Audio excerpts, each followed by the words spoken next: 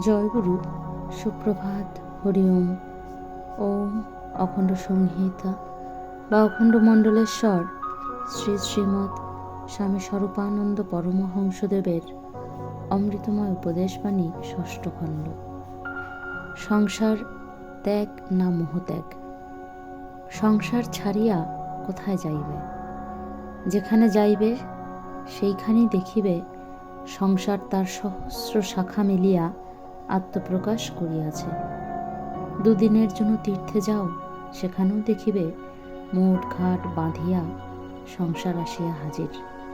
চালের হাঁড়িতে, তেলের শিশিতে, আঁচলের কোণে পুঁটুলি বাঁধা।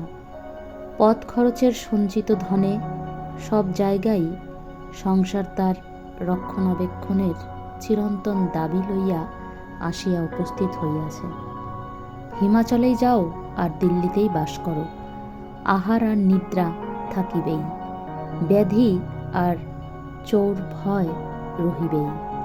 সুতরাং সংসারীর হাত হইতে নিষ্কৃতি পাইবার পথ নাই। সংসারী করো, তাতে দোষ নাই, মোহ রাখিও না। দায়িত্ব রাখো, তাতে ক্ষতি নাই। আত্মোৎকর্ষের ক্ষতি না সাধিয়া সেই দায়িত্ব পালন করো।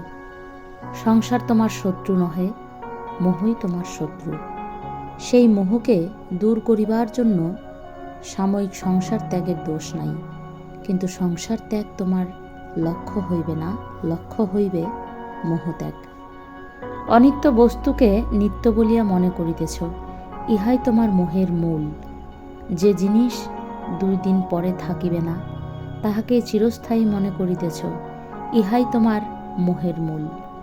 যে জিনিস 2 দিন পরে থাকিবে না, তাহাকেই চিরস্থায়ী মনে করিতেছ, ইহাই তোমার ব্যাধি।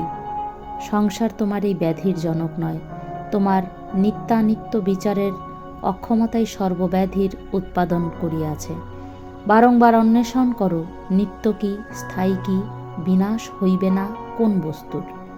যিনি অবিনাশী, তিনি নানা ক্ষণভঙ্গুর বিভূতির মধ্য দিয়া নিজেকে প্রকাশ করিতেছেন। সেই অবিনাশীকে ধরো, বিনাশশীল সব কিছুর প্রতি নিস্পৃহ হও।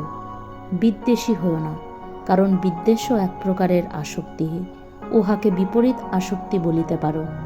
শাশ্বত যিনি, তাকে প্রাণের আপন করো, আর অশাশ্বত যাহা, তাহার প্রতি সাময়িক কর্তব্য পালন করো।